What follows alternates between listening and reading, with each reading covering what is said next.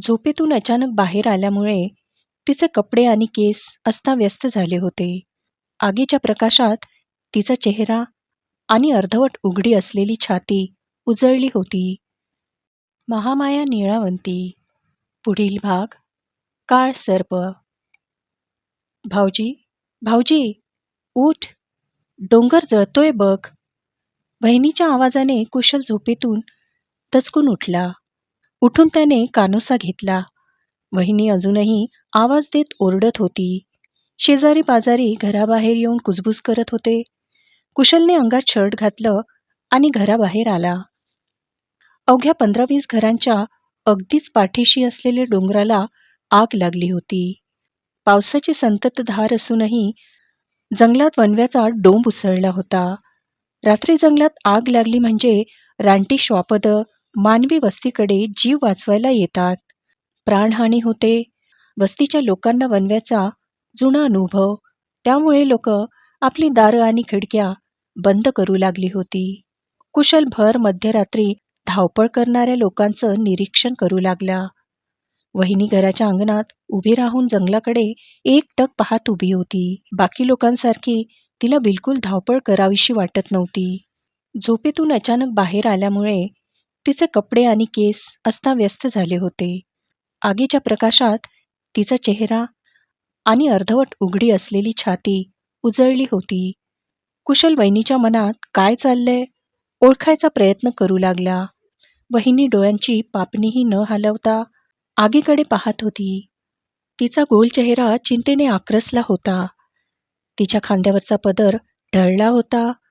कुशलने तिच्या छातीकडे पाहिले. वहिनीच्या गळ्यात तिचे मंगळसूत्र होते. 2 महिन्यापूर्वीच कुंकू पुसून टाकलेली वहिनी अजूनही रात्री झोपताना मंगळसूत्र घालून झोपते, ही कुशलसाठी आश्चर्याची गोष्ट होती. वहिनी डोळे फाड फाडून वणव्याकडे का पाहते याचा आता त्याला उलगडा झाला. वहिनी, घरात चल, दादा नाही आहे तिकडे. वहिनी भानावर आली. आसपास लोक काय करत आहे याचं भान आलं. कुशलला आपल्या गळ्यातलं मंगळसूत्र दिसलंय हे पाहून ती गडबडून गेली. कुशलने नजरेनेच तिला पदर नीट अंगावर घ्यायला सांगितला. तिने पदर घेऊन छातीवर लोंबत असलेले मंगळसूत्र लपवलं आणि आगीकडे शेवटची नजर टाकली. तहानलेल्या आवाजात विचारलं, एवढा पाऊस असून बी एवढी मोठी आग? ही कालसर्पाची आग आहे. वहिनीचा आवाज कापरा झाला होता. कुशलच्या डोळ्यात अजूनही झोप होती. त्याने एक आळस देत विचारलं, कालसर्पाची आग? जंगल वल्ल झालंय एवढं, झाडं वल्लीगार असतील, सगळीकडे चिखल नुसता, तरी ती आग बघा, एवढ्या पावसाची उसळली. कालसर्पाची आग असती ही. म्हणजे म्हणजे जेव्हा कालसर्प जन्माला येतो ना, तेव्हाच अशी आग लागली असती. भर पावसात जंगल जळत असतंय. कुशलला जरा आश्चर्य वाटलं. काय बी असं कुठं असतंय का? कालसर्प म्हणे. काय करतो हा तुझा कालसर्प? त्यानं हसून विचारलं. पण वहिनी गंभीर होती. प्राचीन असतोय तो कालसर्प, जंगलातल्या सगळ्यांना खाऊन टाकतोय. काळ असतोय तो, म्हणून कालसर्प. वहिनी इतक्या थंडपणे म्हणाली की जणू तिला त्या कालसर्पाचा जन्म होताना स्पष्ट दिसत होता. कुशलला अचानक काहीतरी आठवलं. ते आठवायला आणि वहिनीचं वाक्य डोक्यात घुमायला एकच वेळ झाली. तो कालसर्प जंगलातल्या सगळ्यांना खाऊन टाकतोय, कोणालाच सोडत नाही. कुशलने डोळ्यासमोर हातांचा ओसाड धरून डोंगराच्या माथ्याकडे पाहिले.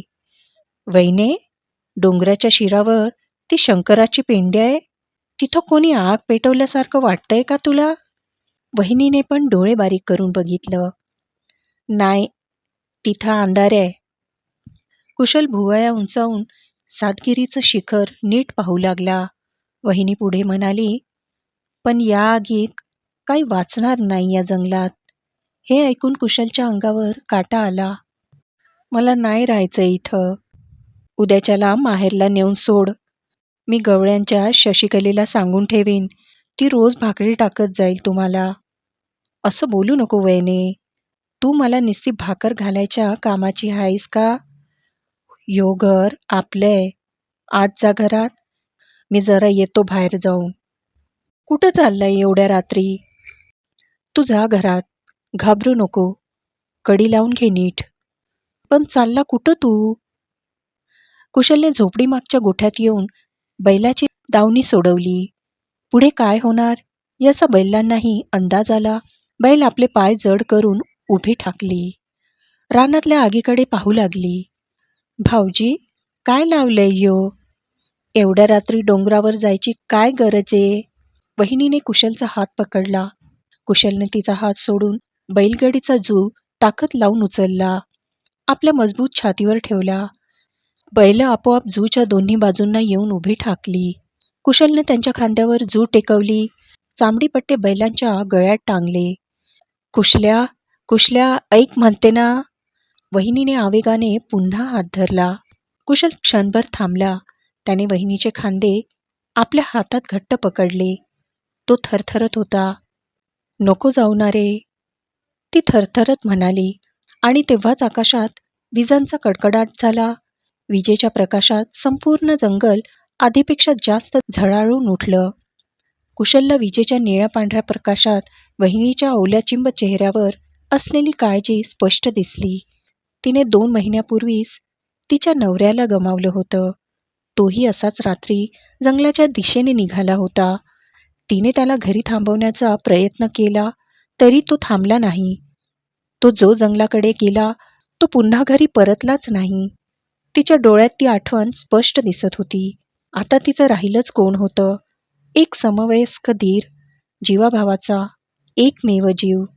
बस, पण आता तोही जंगलात जायला निघाला होता. तेही पेटलेल्या जंगलात. तिला आपल्या धीरालाही गमवायचं नव्हतं. कुशलने तिच्या थरथरत्या शरीराला अजूनच घट्ट पकडून स्थिर केलं. तिने कुशलला मिठी मारली. कुशलने तिच्या डोक्याला आपल्या दोन्ही हातांनी पकडलं. ऐक माझं, एक बारकी पोरगी आहे, 8-10 वर्षाचीच, पण तुझ्यासारखीच दिसती. असेच मोठे डोळे आहेत तिचे. तिला बघून ना मला तुझीच आठवण आलती. ती बी अशीच वाटत होती तुझ्यासारखी, एकटी पडल्यासारखी. ती अडकली आहे ग जंगलात. तिच्यासाठी चाललोय मी. वहिनी अजूनही आपल्या डोळ्यांनी कुशलला जाऊ नको म्हणून कोसत होती. कुशलला त्या अव्यक्त हाका ऐकूही येत होत्या. कुशलने तिच्या डोक्यावरचा हात काढला. तिच्या डोळ्यात पाहत म्हणाला, बिलकुल टेन्शन घ्यायचं नाही. मी ताबडतोब येईन परत. नाही जाणार कुठंच तुला सोडून. कुशल तिच्यापासून दूर जाऊ लागला तशी तिची धडधड वाढू लागली. कुशलने तिच्याकडे पाहतच बैलगाडीवर उडी टाकली. समोर जाऊन बसला. बैलाचे पाय हलले तशी बैलगाडीची चाकं आपोआप हलली. बैलगाडी चालू लागली. ती असह्य होऊन बैलगाडी हाकणाऱ्या पाठमोऱ्या कुशलकडे बघत होती. कुशलची बैलगाडी वाट शोधत आगडोंब उसळलेला सातगिरी चढू लागली. पावसात तिला रडू फुटलं, पण तिने कुशलला आवाज दिला नाही. तशीच रडत राहिली. पुन्हा एक जवळचा माणूस तिच्यापासून दूर जात होते. आगीच्या उजेडात चमकणारी बैलांची पावसाने ओली झालेली शरीरच फक्त दिसत होती. हळूहळू संपूर्ण बैलगाडीच जंगलात अन सह्याद्रीच्या खोऱ्यात दिसेनाशी झाली. तिने तिच्या नवऱ्याला शेवटचं असंच पाहिलं होतं, पाठमोरं मध्यरात्री जंगलात गुडूप होताना. आता कुशलही जंगलात अंतर्धान पावला. जंगल एकेकाला गिळून टाकत होतं. आता कुशललाही काही झालं तर बैलगाडीखाली लपवलेली तलवार हातात घेऊन स्वतःच जंगलात शिरायचं, हेही तिने मनाशी ठरवून ठेवलं होतं. तिला मनोमन वाटत होतं, जंगलात काल सर्प जन्मला आहे. वहिनी कुशलची वाट पाहत राहील की कुशलला अजून भयावह सामना करावा लागेल. महामाया नीळावंती या कादंबरीचा पुढील भाग ऐकण्यासाठी चॅनलला सबस्क्राईब करा, व्हिडिओला लाईक करा आणि शेअर करा. धन्यवाद.